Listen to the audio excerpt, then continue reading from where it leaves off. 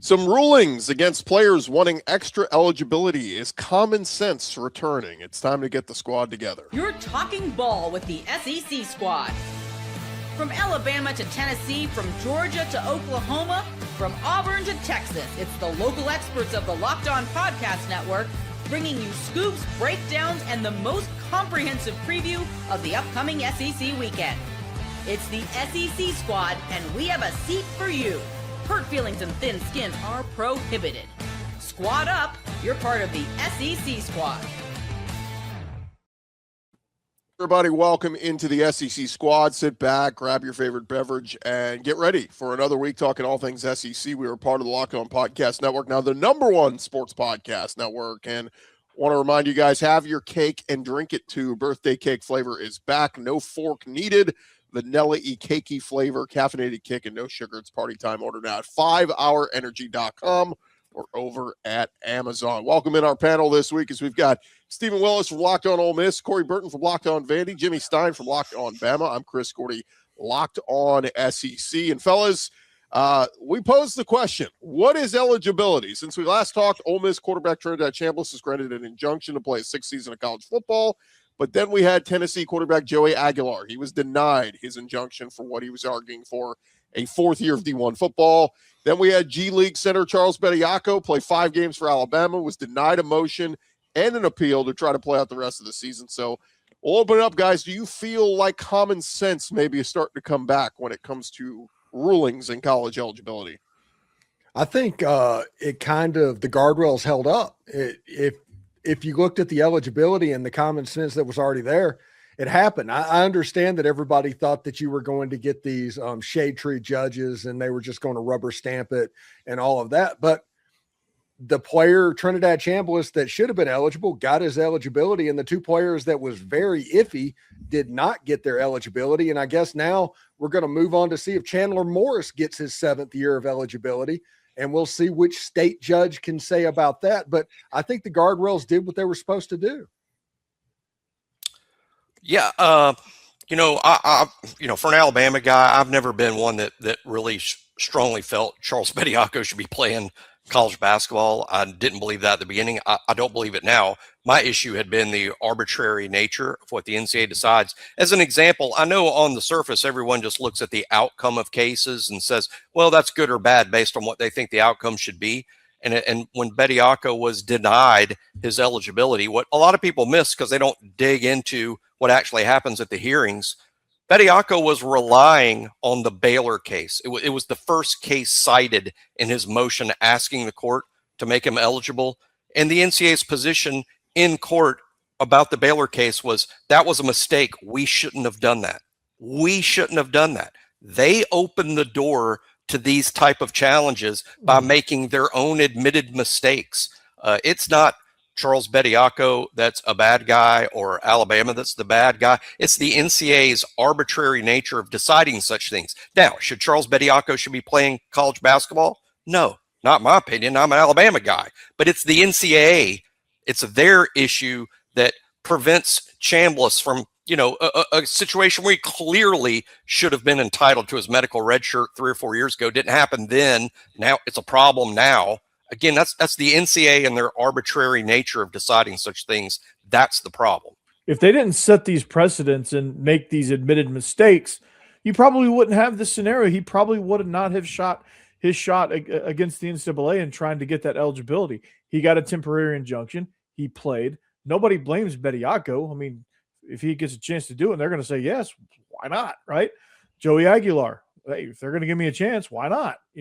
Trinidad Chambliss went through an unnecessary – you guys are spot on with that. He went through an unnecessary, lengthy battle to get what was already entitled to him because he came from Division II to Division I, which why there's a great difference in the medical redshirt process. If it's the same organization, the NCAA, why is it different in Division II than it is Division I as far as obtaining a medical redshirt? I don't get that either, but – again, I think all in all, things this Chandler Morris case will be interesting to kind of see where that falls. I'm very, very intrigued by that. But I think the ones that they got it right. They didn't just blanket it, which I thought they were going to do. I thought they were just going to blanket and say, all right, Bediako, you're good. All right, Aguilar, you're good. Anybody that wants to come back, you're good. LeBron, hell, if you want to come play for Ohio State, you're good too. Hey, you know, sign me up for that. That would be kind of cool, actually. I don't know. It'd be kind of fun to see him in the NCAA tournament. Just a LeBron reel for one shining moment. I think it'd be cool if he played football. Well, yeah, be cool tight too. end. Sure. We should add to Owen Heineke over at Oklahoma. He was denied his waiver. He had an issue where he played, I think, lacrosse or something his freshman year. Yeah, played 3 games, and they're counting that as a full year. I don't know. I too. Like, you play a different sport, like. Yeah, I mean, how many quarterbacks did we have in the 90s? Like, played baseball, got drafted in Major League Baseball, went and played in the minors for a couple of years, and then came back to college. I mean, Nick Saban had it at with Booty and then Matt Mock, who ended up coming and winning the national championship. One of those guys won a Heisman. His name is Chris Winkie. Yeah. He was like 29 years old in college. He's like 2 years younger than the quarterbacks that are playing right now. Yeah, it's so, but it's interesting though, guys, because I think, look, it's exciting to get a big name back for college football. It's going to be awesome to watch Trinidad Chambliss and see what he does this year. But I think from like just reading our comments and most of our listeners and people out there, the overwhelming trend is you got 4 years, move on. Like, I think that's what most of our listeners are kind of saying to a lot of these guys. And so that's where I say, and I'm not saying Trinidad, I'm saying some of these other guys, I think that's where I say it feels like common sense is starting to come back, at least in these courtroom rulings, to go, all right, bro, you've done enough, move on. Well, just give them 5 years and let's just move on with it. Just set a blanket. Hey, you got 5 years unless something crazy happens. And Charles Bediako's case, it's Charles Bediako and his lawyer. It's not Alabama and their lawyers. This is Charles Bediako and his lawyer that is trying to gain eligibility. I think Nate Oates' position at Alabama isn't so much, hey, y'all are crazy, Charles should be playing. I really think the point that Nate Oates is making is, why are we letting 25, 26, 27-year-old European pros play? Well, why is that happening? Can we put an end to all of that? I think if you ask Nate Oates privately what he'd like to see here, it's the end of that, as opposed to, hey, Charles should play. Now, he is taking the position Charles should play because Charles is his guy. Charles is in school at Alabama. He's going to graduate from Alabama. He's practicing as a student with the team. But in the end, I think what Nate Oates would like to see is these older Europeans that have been pros for years at whatever level of pro ball they're playing at home. I think he would like to see some reins or some guardrails put on that. Can you imagine if Tony Kukoc went to UCLA instead of the Bulls coming out of Lithuania, Croatia? Well, that's a deep cut. I was going to throw in here two guys just kind of tied into this conversation when we talk about the kid at Kansas. Was it Darren Peterson or whatever his name is? He they're having some issues where basically he's like taking nights off. Oh, he's sick tonight and all this, and he's highly paid in NIL and all that. Like, what do you think is going to happen here with the evolution of NIL? Like, you can't put forth a good effort in a contract, so like it's a weird Pandora's box we're opening from that realm too. Yeah, they need to get rid of this. Is trickle down from load management in the NBA. That's what's happening. Now all of a sudden a college schedule of 35, 40 games, that's going to be too taxing on bodies as well. And people that just don't want to play doesn't play. And the NBA has to get the load management under control so it doesn't trickle down. For long, you're going to have junior college quarterbacks needing to take a night off. That's what we're looking at. Yeah, it's the load management thing. Don't get me started on that. That's a bunch of crap. But yeah, I don't know how I don't really know how you police that. I guess you have to put some language in the NIL contract that says, hey, you got to play this amount of games. But you can't. Barring injury. I don't know. There's some way they could sneak that in there, I'm sure. They got some lawyers and they got some legal people and contract writers. They could probably throw something in there that would prevent the just taking a night off. Now, obviously, injury's injury, but there's got to be some way to do it. I mean, I'm sure there is. I'm not creative enough to come up with that myself, but I'm sure there's something in there. Ole Miss hasn't had really opt-outs in bowl games because there's some kind of language in their NIL contracts that incentivizes playing that game. maybe there's some sort of a bonus or something like that. Maybe you can set it up to where you have appearance essential fees to where if you cross a threshold, maybe it gets cut a little bit. I don't know. Maybe bonuses paid, maybe bonus paid at the end of the year, post bowl game. So if you don't play in the bowl game, you don't get the bonus. I think that would make, it's all contractual, or it should be all contractual. I just wonder if it's not contractual, is it only a matter of time before, let's say, someone's quarterback out there says in a November non-conference game, a lot of SEC teams play these FCS games in November.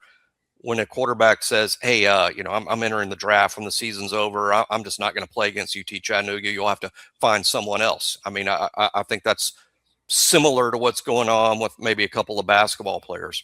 Well, that's what I was going to bring up, because they're saying the reason Peterson's sitting out is to avoid injury. He doesn't want to. He's projected to be the number one pick in the NBA draft, so he don't want to mess with his draft stock. But I'm going, like, you're not at like 500 Rutgers. You're at Kansas, who's one of the best teams in the country. Like, it's, you got plenty to play for here. But it's an interesting thought, because I had that too. Like, you think of, let's say South Carolina struggles next year, and Lenore Sellers, they're, I don't know, sub 500, and with 3 games left, he goes, you know what? I'm shutting this down. I saw the mock drafts. I'm supposed to go top half of the first round. I'm done. And then what happens there? How do you control that? It's not crazy to think it. It's not crazy to think it's going to happen. As a matter of fact, it feels sort of inevitable, really. But I think Steven's right about this can be addressed by the collectives and their deals with the players, where that they just simply don't get paid unless they play. Yeah. I mean, incentives, bonuses, things like that. I mean, it's all what's written in the language of the contract. And if you allow it, if you don't cover that, then if it happens, it happens. Yes. We're in the mercenary era of college football. And if you don't start acting like it's the mercenary era of college football, you're going to get bitten by it. Well, we'll need plenty. Probably have a press conference and go on and on about someone stealing the players. Yeah, we'll need plenty of. I can't imagine who would do that. I don't know. We'll need plenty of Jimmy Stein legal minds out there to write up that stuff. So, billing hours out the wazoo. When return, guys? Since I retired from law practice, by the way, my hourly rate has gone way up. Oh, there you go. How many you heard it, Greg Sankey, if you want to call Jimmy. How many SEC teams will get into the NCAA tournament, the SEC squad? Talking more ball next. I'm Kalia Butler, host of Locked On Women's Basketball, and this is Mazda's Women's Basketball Snapshot, celebrating the work no highlight reel can ever capture. South Carolina rolled past Ole Miss 85-48 to clinch a share of the SEC regular season title and lock down the number 1 seed in the conference tournament. The Gamecocks extended their win streak over Ole Miss to 21 straight. UCLA dominated Wisconsin 80-60 to secure its first outright Big Ten regular season championship in program history. The Bruins improved to 27-1 overall and remain unbeaten in conference play. And number 12 TCU stormed back from a 13-point fourth quarter deficit to beat Iowa State 80-73. The Horned Frogs now sit alone atop the Big 12 standings and are 1 win away from clinching another regular season conference crown. These moments are earned off the clock, those long before the lights ever come on. The sweat, the fakes, the doubt, the scrapes, and coming back for more every time. Mazda puts that same drive into every detail. Wins define the moment, putting in the work, that defines you. There's more to a Mazda because there's more to you.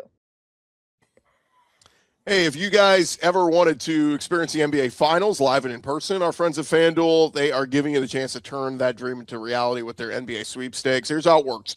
You get signed up on FanDuel, use your profit boost on any NBA future, and you'll automatically be entered for a shot to win an NBA Finals trip for 2. That's right. Flight tickets, the whole experience. If you're already looking at your board, thinking about which NBA team can make a deep run, this is the perfect time to lock it in. Future bets this time of year.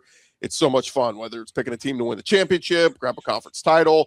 It adds that extra layer of excitement to every game down the stretch. And right now, not only can your pick win you some cash, but it can also send you to the NBA Finals. Visit FanDuel.com to get started. Use your profit boost on any NBA future and get entered for your chance to win a trip to the NBA Finals. Play your game with FanDuel, the official sports betting partner of the NBA. All right, fellas, as we get back into it, it's interesting. Oh, by the way, I want to remind you guys, get your favorite Locked On show ad-free with the Everydayer Club, plus members-only Discord access, where you can chat with Steven and Corey and Jimmy and myself. Just check it out, lockedonpodcast.com/Everydayer Club to learn more. Joe Lunardi, his latest bracketology, he still thinks, as of Monday, 11 SEC teams will get into the NCAA tournament. What say you guys? I believe him. Even though Vanderbilt is, for Vanderbilt's sake, even though they're kind of on a bit of a skid, I think they're in. I think Georgia's in. Kentucky's. Let's list them out: Kentucky, Alabama, Auburn, Arkansas. Did I say Georgia? I think I said Georgia. Okay. I think I'm at 7. I don't. Guess Florida. Texas. Florida. Yeah. A&M. A&M. That's 10. And then who's the 11th? Auburn. I said Auburn. Tennessee. Vanderbilt. Tennessee. There's 11. Yeah, the only way Ole Miss is getting in is if there's a watch party at Buffalo Wild Wings. That's the only March Madness experience they're going to have this year. I think I'm not going to argue with Joey brackets. I mean, if Lunardi says 11, I'm going to believe it's 11. I would just say that Missouri, Auburn, there's still time for a couple of SEC teams to play their way out.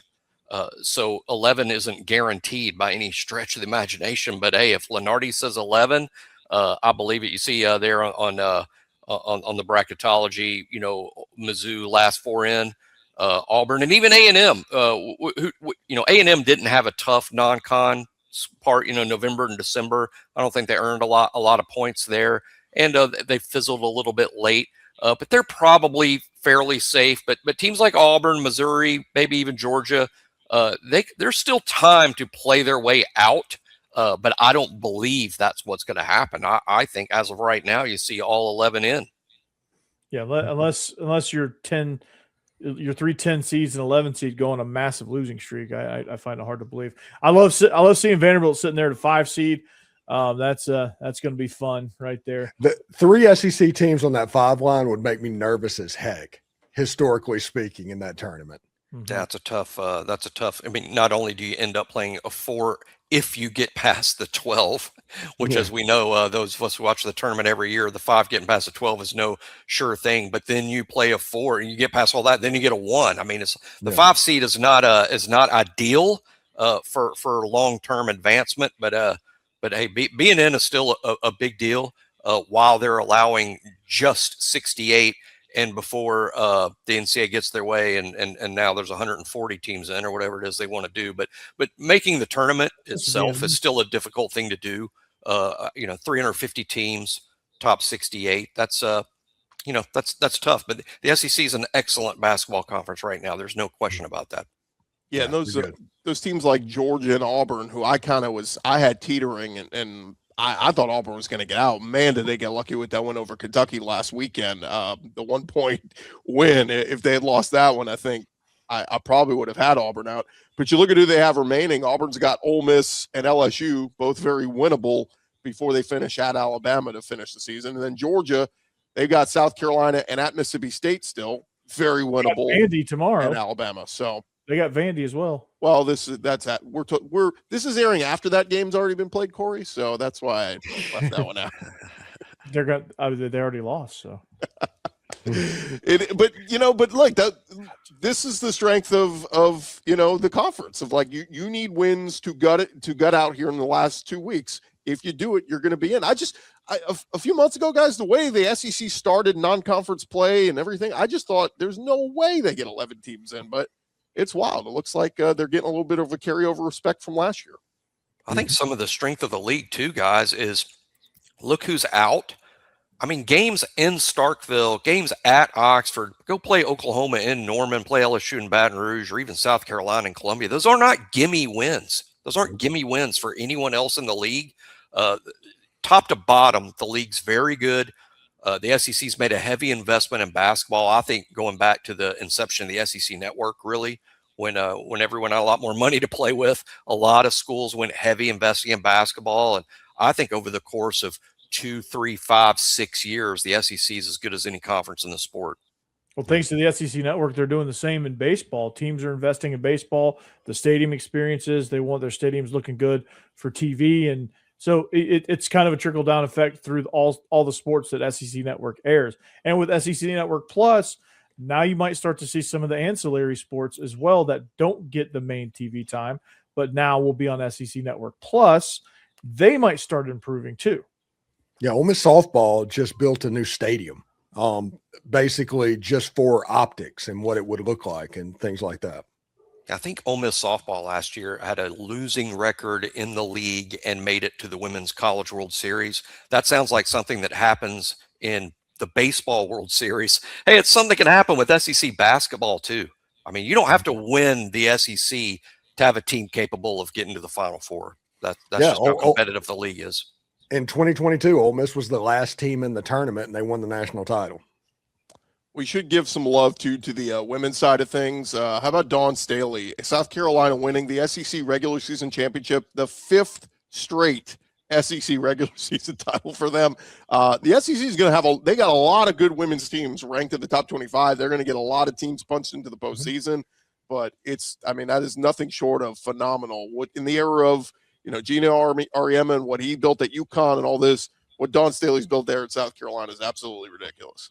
Vanderbilt sitting there as tied for second in the league there. Michaela Blakes is one of the best players in the country. She's had 10 30-point games for the first time this century. Yeah, because of the ice storm, Ole Miss had 4 top 25 games where they played top 25 teams in the span of a week. 4 games in a week. They have no legs right now. None.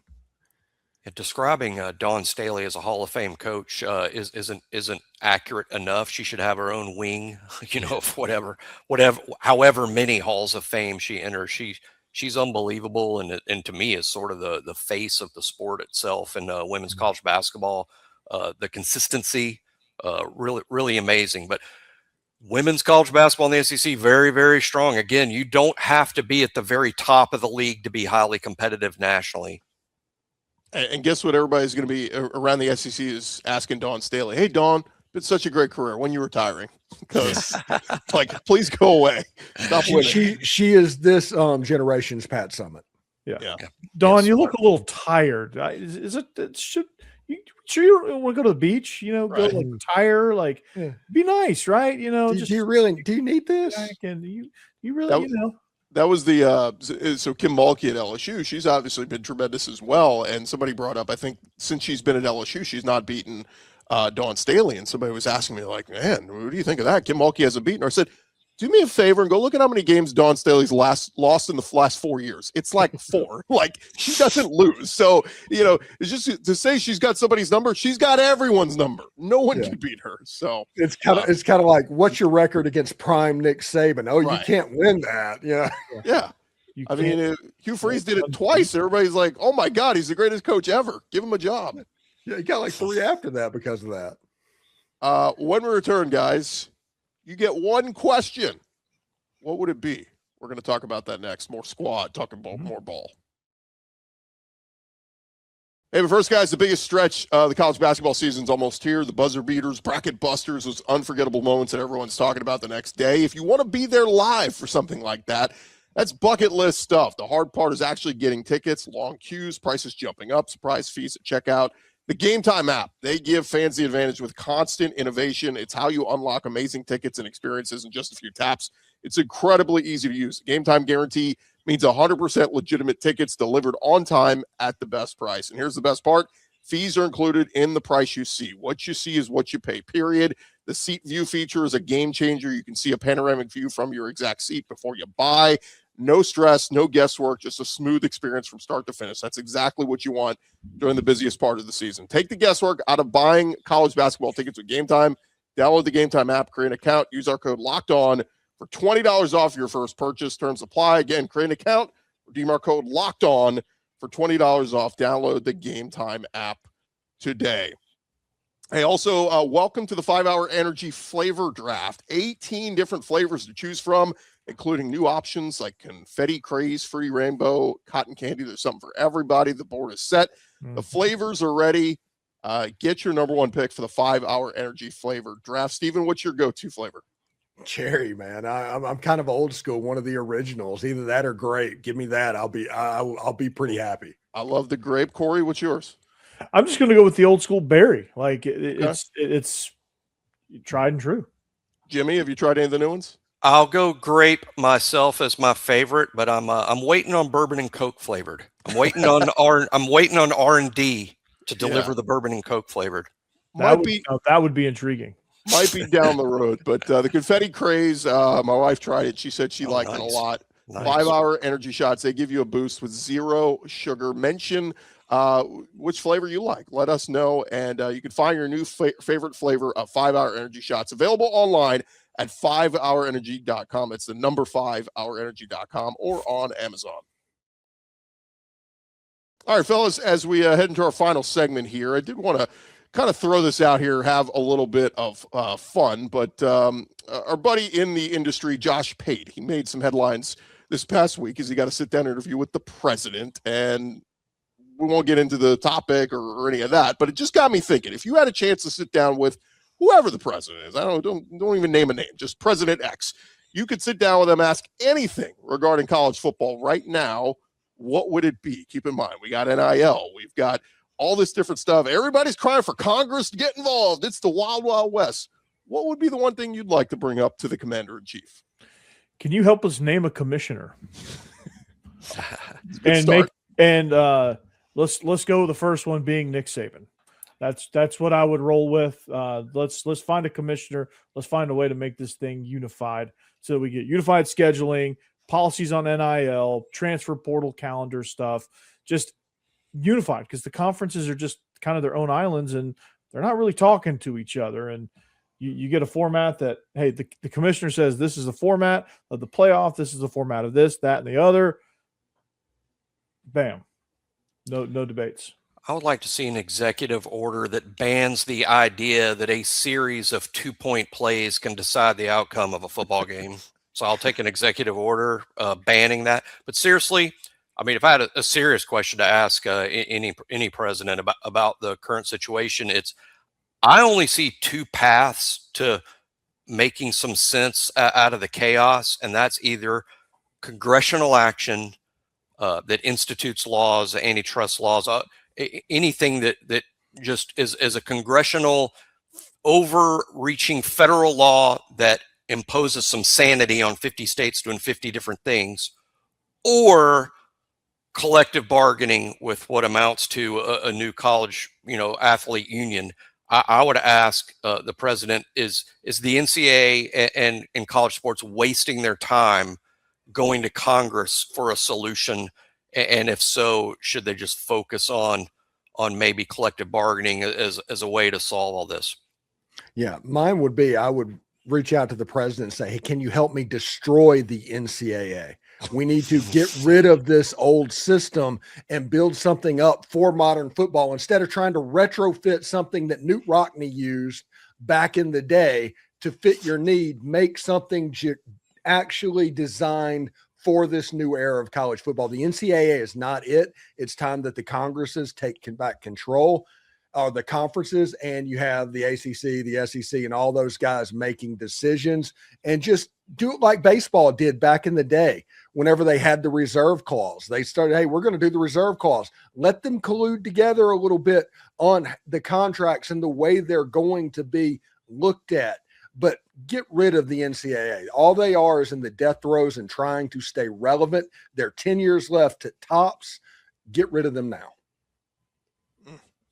Yeah, it will be interesting to see what all happens. But I mean, look, when you got schools like coaches like Kirby Smart and Mike Elko calling for, we need Congress to get involved here. It's like, wow. I mean, they really want somebody to step in and take a hold of this. And then it's kind of funny the other day when I hear Steve Sarkisian talking about, our guys actually go to class here, and somebody said, wait, is he calling them student athletes? I haven't heard that in about 5 years. Like, it's crazy that we forget they're still going to class, and school is still part of all this.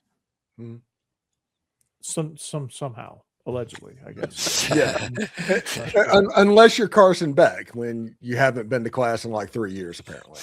Yeah. One more thing I'll add in here, guys. I don't know if you saw this. Ross Dellinger sent out, he said in a memo sent to NCAA schools, VP of Enforcement John Duncan announced that the D1 Board of Directors has charged the staff to pursue significant penalties for tampering violations while also more publicly announcing cases and reminded schools about the tampering bylaw. I mean, is this all just kind of like boogeyman? I think it's ridiculous. I get the Dabos were incensed and all this, but it's going to continue to happen. Trying to play big bad guy. Oh, we're going to enforce this. Okay, good luck. If you read that tweet, what he actually said is almost identical to what the U.S. government said whenever they enforced prohibition back in the day. It's that type of stuff that's never going to be enforced. This basically is the prohibition statement made all over for tampering. It's like, hey, any conversation with an athlete's interest, that's tampering and you will get penalized. Okay, buddy. Sure. Okay. It's extremely difficult to enforce because, I mean, what is tampering?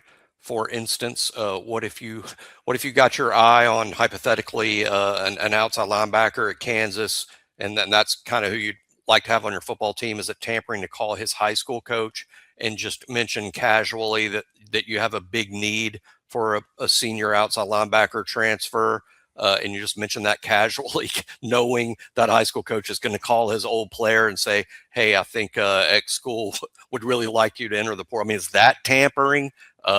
It's extremely difficult to enforce other than the most obvious cases. But still, I think it's too big. I think it's like enforcing speeding, where if everyone's driving, 56, you get a ticket. I mean, it's just going to be very difficult to enforce.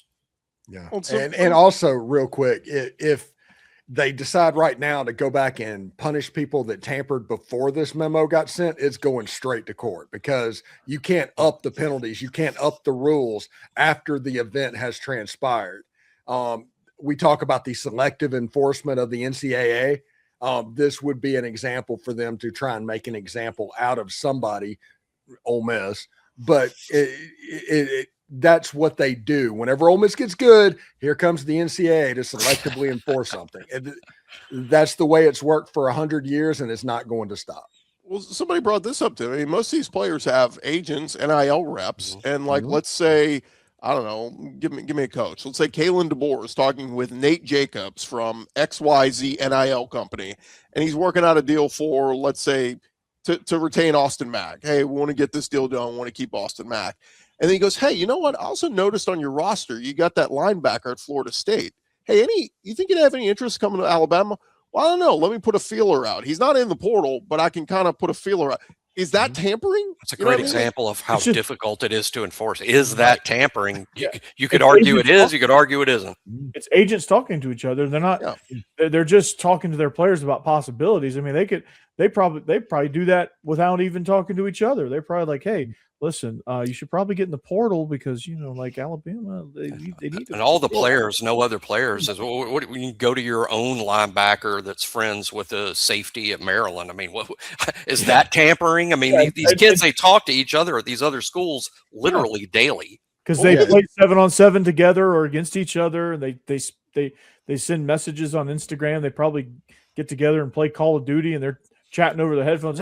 Hey, bro, you should get in the portal and come play with us. And I think a lot of fans would be shocked to know how many players from other schools are on your campus all the time, partying, hanging out with their former high school teammates. They're literally on your campus, on their own free time. There's nothing wrong with that. It's been going on for forever. But now it might be seen as tampering. Yeah. People were DMing me, and it's like, hey, Austin Simmons is at Miami. It's like, well, he's from Pahokee. He probably has a bunch of friends that are going down to Miami. He's like, is he going to Miami? No, he's not going to Miami. He's just being a college kid. Yeah. I was going to say, if they want to enforce tampering, start with the kids that entered the portal with a do not contact tag. Let's start there, because if you're in the portal but don't contact me, okay, something's up here. Something's already been decided here. We'll leave it there, guys. Thanks so much. Stephen Willis, Corey Burton, Jimmy Stein. I'm Chris Gordy. Remember to follow and subscribe to your favorite SEC show. We'll be covering your favorite team every day throughout the offseason. Don't forget, I'll have you covered with the entire conference every day with Locked On SEC. And remember, if you want to become an everydayer, you can check us out, lockedonpodcast.com/everydayer. $5 a month, guys, to become a full access every day. Check that out. We are part of the Locked On Podcast Network, covering your team every day.